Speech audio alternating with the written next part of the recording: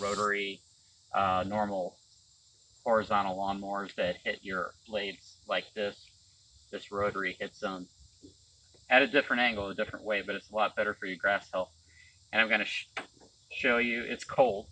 So the engine's cold, hasn't been run for a while. Just choke it here. And then there's no primer or anything.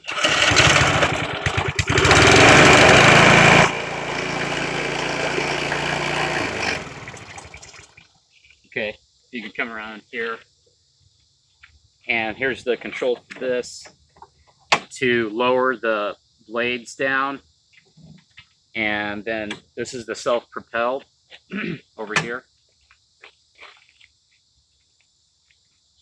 So you pull this lever and it engages the drive pulley to drive the wheels.